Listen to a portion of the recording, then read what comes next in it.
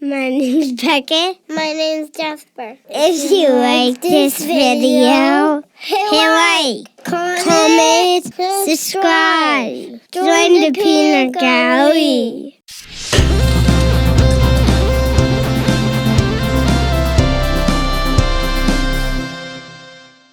Hey, welcome to another episode. We have Paul Cowley with us today. Hello, Paul.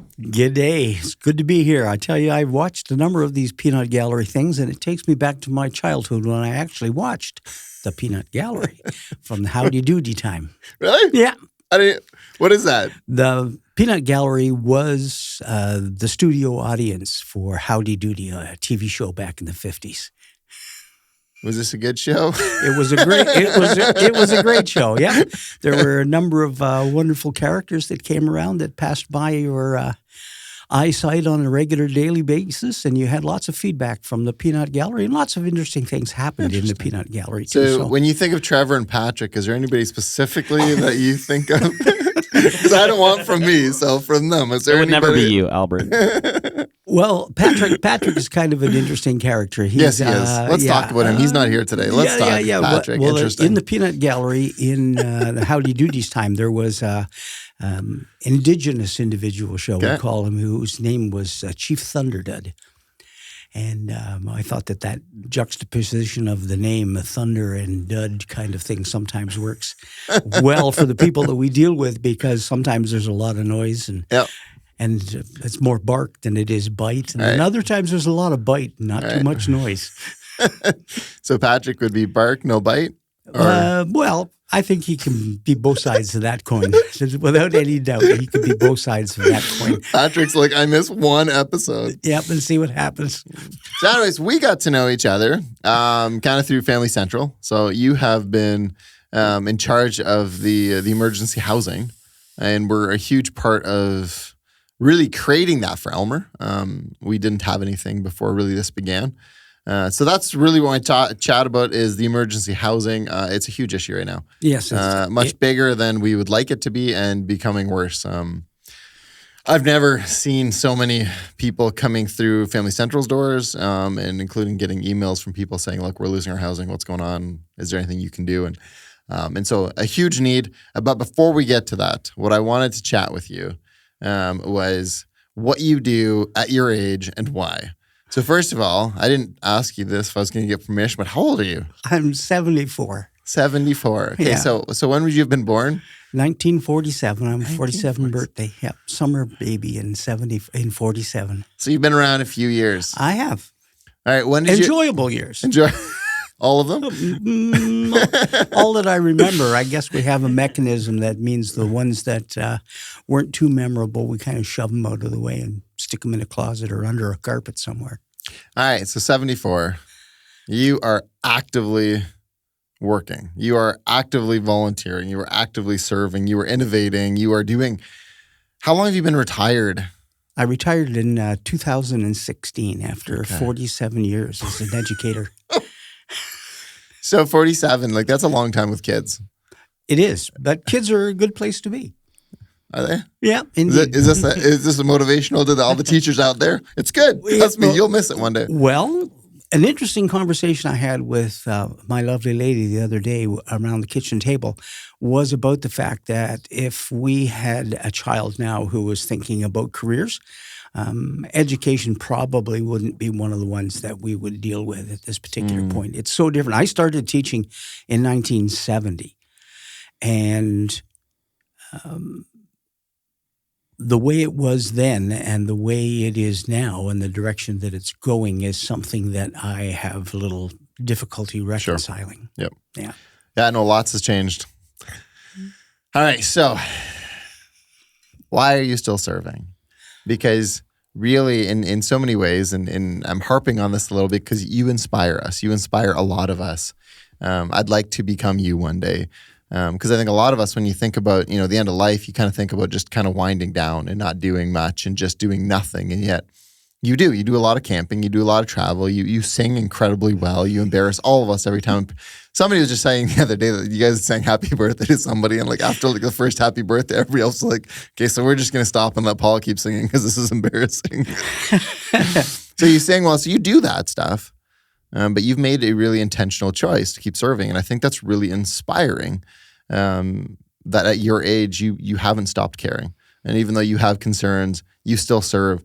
And so the question then is why? Is this something you've always done? Is this always been a part of who you are? Or why have you decided at this point in your life to continue to care for and serve the community the way you do?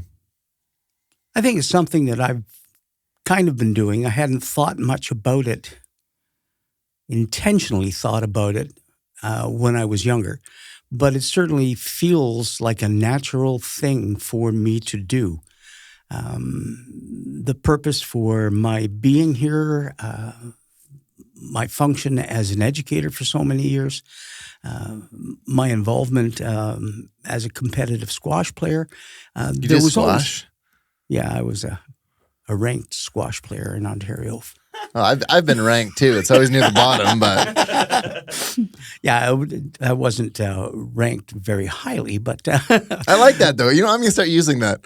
As a kid, I played basketball. I was ranked. Whatever. Yeah, that's a good term. Yeah, it's a good term. I was third from the bottom at Davenport, but whatever. Yeah, but that notion that there's a lot of things that need to be happening, and if you see something that needs to happen and you can do it, go for it. Okay.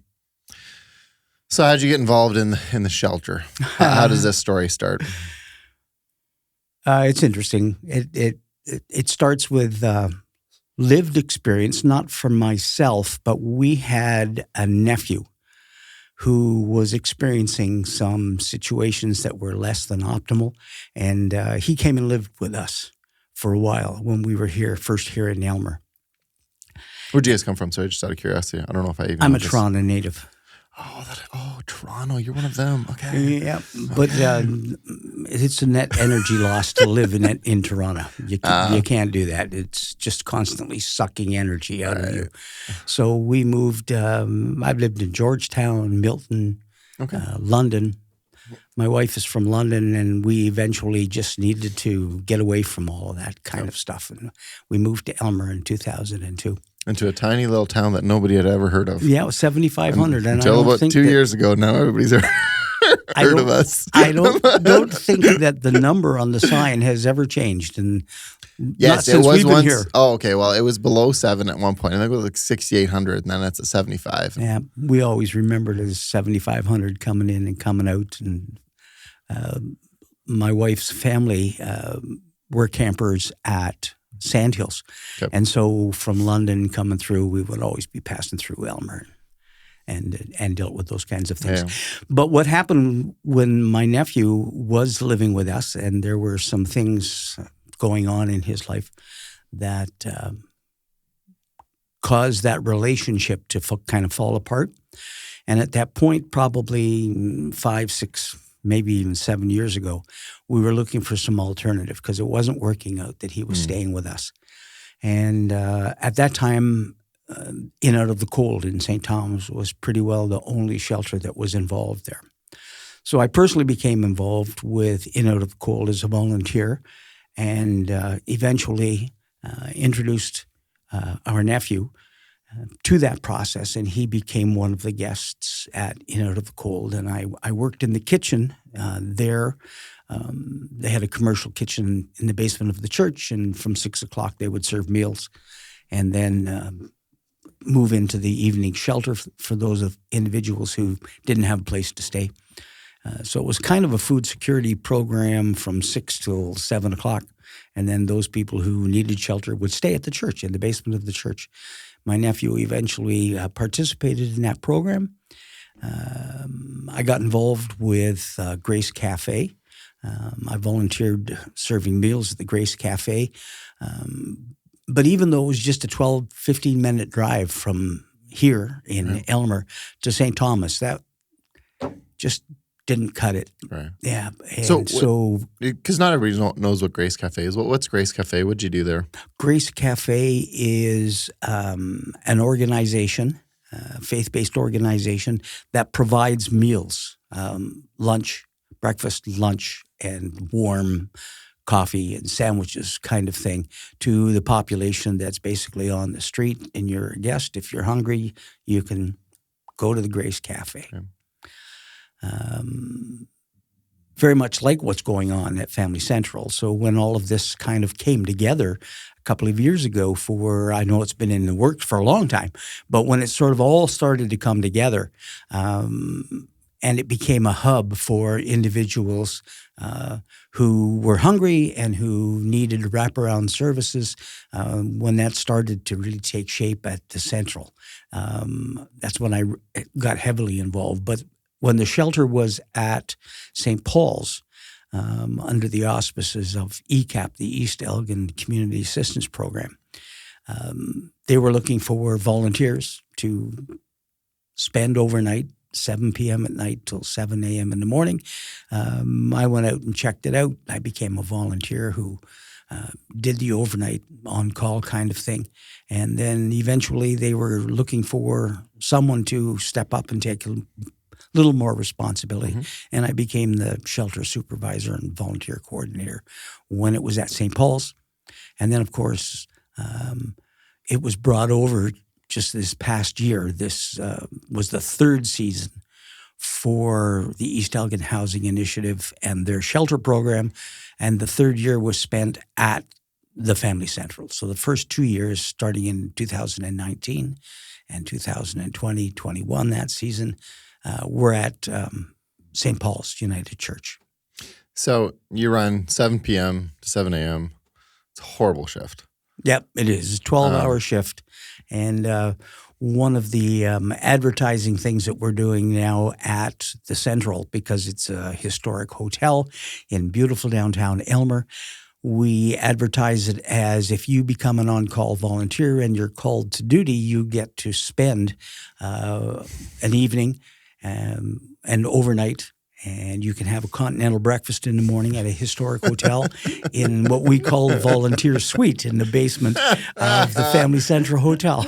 Well played. Well played. I like it. Is it working? There are people who get involved in that. But we have quite a number of volunteers. And, of course, we don't ever know when we're going to have a guest. Generally, we don't know when we're going to have a guest. So at 7 o'clock, the volunteers are on call. In previous years, we actually had them on call in the basement of St. Paul's. And then quite often, it would get to be 11 o'clock and there was no guest at the door, and the volunteers would basically have blown some of their resources and they would get to go home. So we instituted what we affectionately refer to as the bing bong now here. Yeah, the first time you said that word bing bong, I was like, what in the world, Paul? That definitely sounds like a hippie term, right? Yeah. And, you want to grab one of those bing bongs over there? Yeah, that's right. In fact, my nephews and my sons have made some of those in the past with some Grolsch bottles, if I remember back in the old days.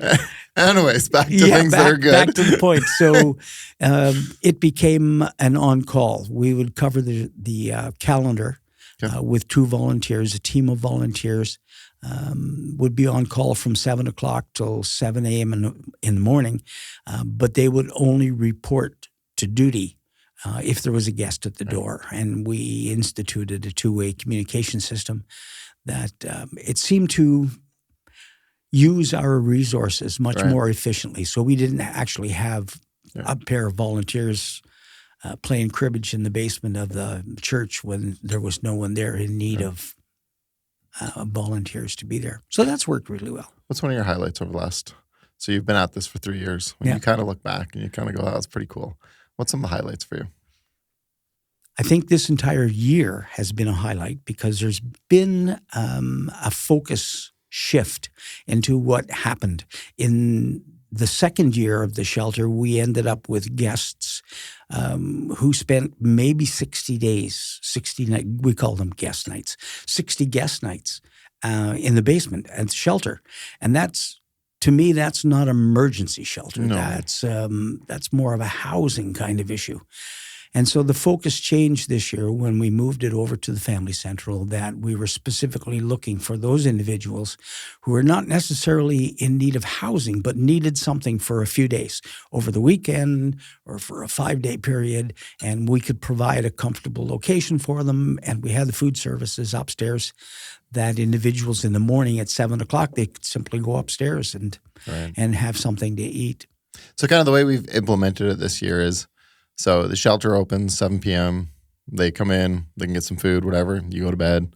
In the morning, upstairs, that's when our food program kicks in. So the food program is central. They go get breakfast. But then the entire goal being to make emergency housing a short-term situation. That's exactly right. When you come there for a night, what we really have tried to do is, so in the morning, you're not just getting a meal and now get out and we'll see you in 12 hours.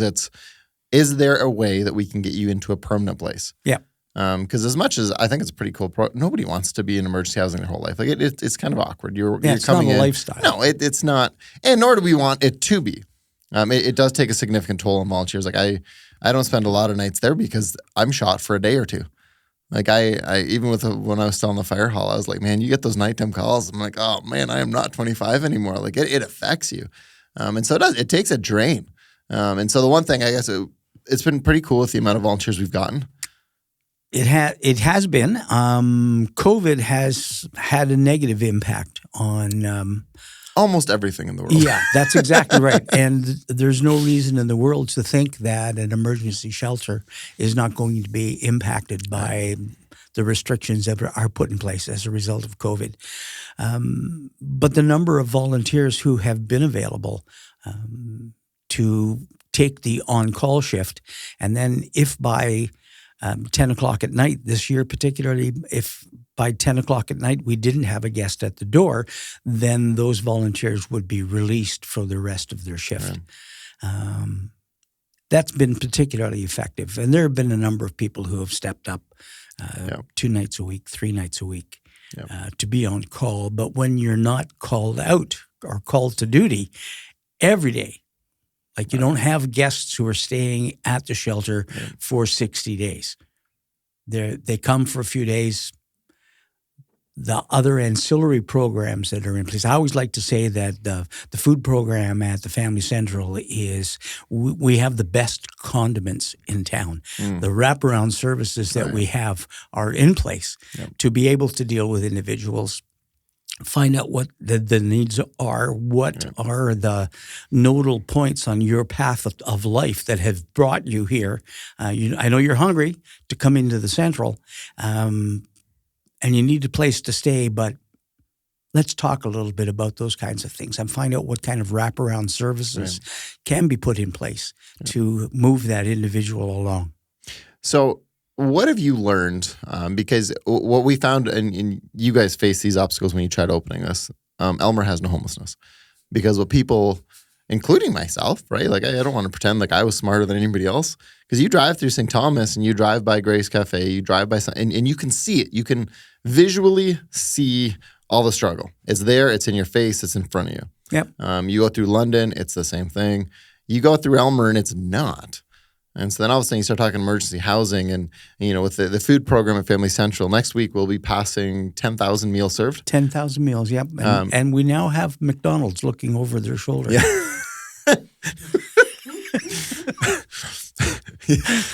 We're catching up to their 9 billion meals served. But so there's clearly an indication that there's a need. But what is it that makes rural homelessness more difficult or more challenging or different? Because I think for a lot of people, they still struggle with it. Like, okay, so 10,000 meals, like to who? Because when I drive through Aylmer, again, I don't see them at the corners. Yeah. I don't see all this. So what have you learned about that in the last couple of years? I've learned that the cloak of invisibility for rural homelessness and what is really going on that is obvious in St. Thomas or obvious in Toronto, obvious in London, the cloak of invisibility for it here in a rural community is pride. And not just the pride of the individuals who are participating in whatever program is in place, but the overall pride of the community that we take care of our people. And in a large part, that happens when an individual who has some kind of community network connection indicates that there is a need. There is a local mobilization of resources to kind of deal with that. And so you end up with individuals who are couch surfing or staying with friends, or there's some kind of a relationship that can keep that from being publicized to the general population. So I think the pride of a community, I don't know whether it's a negative thing or a positive thing. I mean, I like the notion of community pride, but it becomes that cloak of invisibility that hides it from local scrutiny. On the one sense, it's a huge advantage because people have stepped up in unbelievable ways. Like we've said this often, and I cannot say it enough. There are a long list of heroes who make this happen. We did it with Family Central just a little while ago. We were trying to get our own charitable status, and so we kind of announced that a little bit and said, hey, like we can't take donations right now unless you're willing to give without getting charitable status, because we have that gap in between, and the government moves as the government moves when it so chooses and pleases. And somebody came by and said, we don't care. We want to give anyway. And this stuff happens all the time. Home Hardware doing their fundraising thing. Like it's so there's a part of me that goes, man, I love that we have that pride, but I guess then there's that piece that goes, when people fall through the cracks, we don't want to admit because it almost feels like we're failing them then. Is that kind of what you would feel? Yeah, I see that.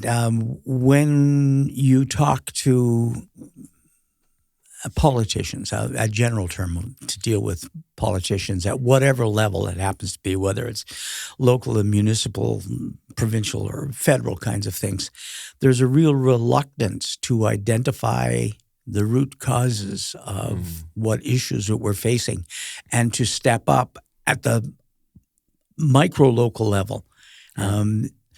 You can get social assistance funding and you can get all kinds of federal money to deal with rapid rehousing, but it's not going to manifest itself in Aylmer. It's going to manifest itself in St. Thomas. It's going to manifest itself in London, Hamilton kind of thing.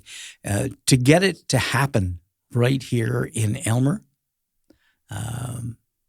is a major accomplishment. And I think that Journey for Change last year was one of the things that really opened people's eyes and said, hey, and I know that I've had people say, well, is there a real need for this kind of thing in Aylmer? And I think the statistics back it up that, yeah, there is, and it's going to get worse. Well, and I think too with the pride thing, the other thing that I've seen as I've been through this for the last couple of years following along is, as parents now, when I look to admit that my child is either an addict or my child is struggling or my child is making these choices, there's a lot of pride there and there's a lot of stigma. I don't want to be that parent. And so I think that drives a lot of it underground as well. Yeah. And in talking to a lot of the people, they hate the fact that they're disappointing their parents. And I mean, some of the people don't want help, and some people will always be like that. But a lot of them, you whether you made bad choices, whether you just hit hard luck, some of it's mental health. I mean, there's endless reasons, but that stigma around, I really think it probably does come straight from pride. I mean, we haven't talked about this at great length, but there is a lot of that where I don't, want to admit to myself. Yeah, my family members don't want to admit that I've become this. And so then what that does is it limits anybody's ability to get help. And you shove it further and further underground and pretend it, not that you don't pretend it doesn't exist, but to some degree you do. And I think what we've seen is through the food service program, just look, we can pretend this doesn't exist, but drugs are causing havoc all over Canada, all over North America, really all over the world. To pretend it doesn't exist here is foolish. Housing prices, inflation, all that is causing havoc. It has and will continue. Mental health will never stop being an issue. No, I agree with that observation at this particular point. In fact, just recently, the government was involved in an announcement, the Ontario government, regarding crystal meth and what was available on the street right now. And there was a government kind of announcement out to the general population that this has been spiked with fentanyl and there are things to be looking out for. And it was just kind of a public service announcement to those individuals who happen to drive red Chevs or silver gray Dodges. If this is what's going on, be aware of this. Right. And historically, that's never been the case. Right. We've never had government stepping up and saying, hey, be careful. Right. And that's sad in many ways, and yet in other ways, it's acknowledgement that the issue is very real. It really is. And one of the things that, again, I'm inspired by people like you But I think living life trying to inspire others just does better than allowing stigma to dictate things.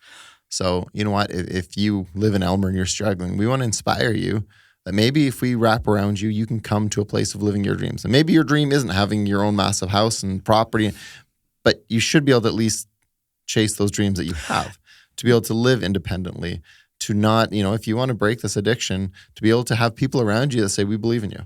Yep. And they are so hard to break. And for people who have never been addicted, that's awesome. I mean, I'm pumped and I'm glad I've never been. But I've watched enough people battle to know that this is not a simple thing. This is not and often we make it sound like that to them. We'll just stop. Well, if we could just stop, I would just stop. Right? So, overall, what our hope was with this episode was really to I'm hoping that people watching will feel inspired by the life you're choosing to live. But also with what you guys have chosen to pursue with the housing. I'm so glad that this has kind of worked together. ECAP is a group that you mentioned. We plan to interview yet. And so we will do lots more on that, but they've been instrumental in this and lots of other community partners have. It's not going to be something Family Central does on its own. Obviously, that's what we love because that's where we both serve. But there are so many other groups doing stuff. Our community has been grateful for the work you've done. I have seen it firsthand. We have really, really appreciated it. And hopefully we can inspire others and again, break some of that stigma, break some of that pride to go, look, if you're struggling, you don't have to stay there. It's okay that you're there. Let's see if we can give you a hand up. Exactly. And the development that we've seen since June in the food program specifically, the development of individuals who come for shelter protection and end up getting involved in some of the wraparound kinds of services that Family Central provides and actually move along out of that process is really, really heartwarming. It's absolutely incredible. This year, we dealt with 13 individuals who were in need of shelter at any given point. But we provided those 13 individuals with about 150 nights of shelter. So that some were there for multiple days and those kinds of things. But the previous year, when we had individuals staying for an extended period of time, we had about 90 individuals come through the program the previous year. Unique individuals who stayed for many more nights. So we pushed over 300 guest nights in the last year, the second year of the shelter at St. Paul's. And everybody pulling together is absolutely amazing to see. We can see the development of networks within those people who come to the Family Central for the food program. They sit with people. They come in specifically look for individuals that they've been there with before, and there's kind of a sense of community developing right at the Family Centrals. Great spot. And one of the neat things that's also been happening is that landlords are starting to trust our staff a bit. And so being able to advocate and say, look, we got somebody. We're willing to continue to wrap around with them. Would you be willing to give them a spot? And that has really helped. And we've been able to, the goal, I don't know if we'll ever reach it, but would be 0. The goal is that we don't need volunteers because everyone is housed, and we don't need a food program because everyone has access. But that's not a reality. But I think it's what you aim for. And if we can, next year of those 13, if we could have 6 of them housed and we only have 5 left and pick up one, that's the goal. And you continue working. Yeah. And so with spectacular. That, I just want to say thanks again. Appreciate it. Appreciate all you're doing. Appreciate your time. And my pleasure. I love this whole notion of the peanut gallery. I think it's a great idea, local kind of initiative that brings out local concepts that need to be exposed and talked about, and it's grand. And it takes me back to my childhood watching Howdy Doody time. More power to it. But I think the peanut gallery is very beneficial. Well, we have had a lot of fun, met some incredible people, and so it's been great. Hey, with that, it's a great time. Thanks so much for watching, and we shall see you on the next one. Very good. Yep, thanks.